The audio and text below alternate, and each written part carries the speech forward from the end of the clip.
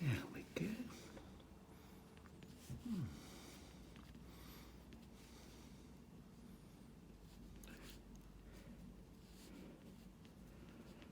You see, once I've done these lines, because it's an indelible ink, I can literally just flow the colour on using the lines as a guide.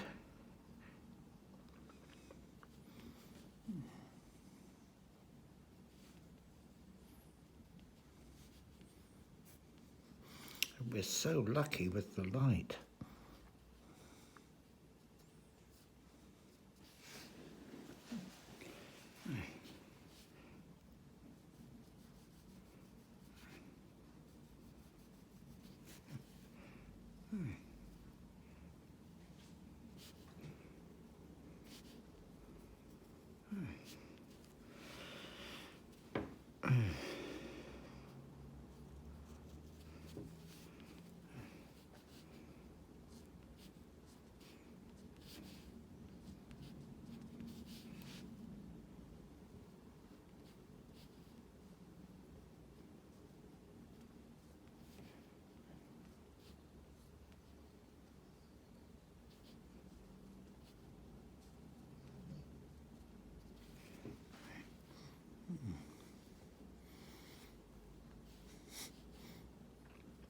I keep thinking about all these Alaska syndrome paintings,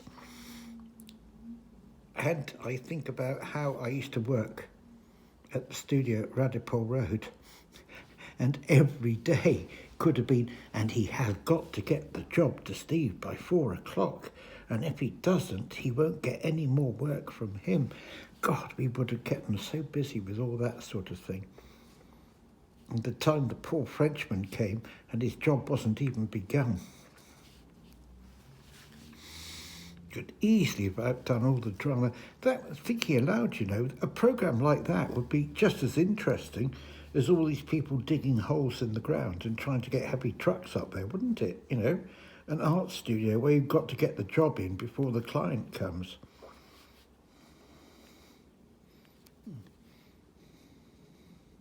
Yeah, because how many, when you were in Ham Yard, how many artists were in there? There were 20, I think, and there were different studios.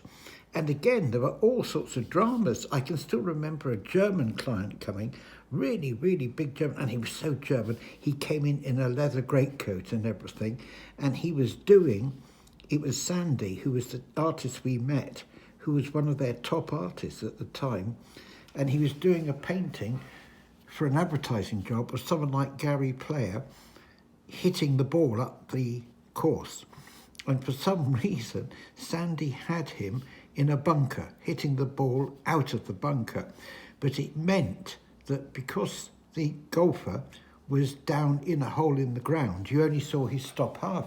So this man came in, Adolf Bodidley, and he looked at it for a minute and his eyes went out and he said, "But it's only half a man. It's half a man. I am not paying for half a man." And then when one of them said, "Oh, no, but you've got to see he's in a bunker," he went absolutely berserk.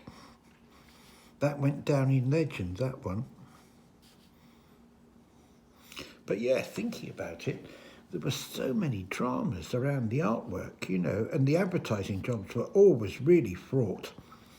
Because at the end of the day, the client held the final thing, and time and again you would do a painting and then everyone would say, yeah, very good, Chris, very good, and you'd just say, well, do you like it? And they'd just wait, and then when the client came in, and if the client said, yeah, that's good, they'd go, great painting, Chris, great painting, really good, really good.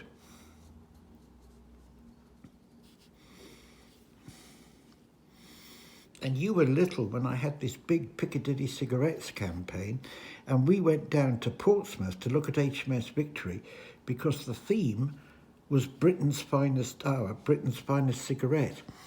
And I did a painting of Spitfires going up in formation, and I did actually think, you know what, these kids, they were sitting in those planes all those years ago, really quite scared, literally, not knowing if they'd be alive at the end of the day. And if some bloke came in and said, don't worry, lads, you're going to be in an advertising campaign for cigarettes in 50 years' time.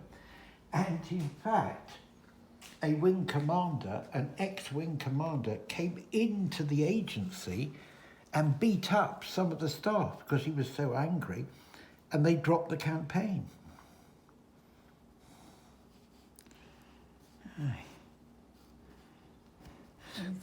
You thought it was disrespectful. I did, yes, and I was quite young then, you know, and I just thought this is not very respectful. There, so we're going to do the line work on all the ones, and then we'll do the paint, because when the sun's like that, but it'd be quite quick to do the line work.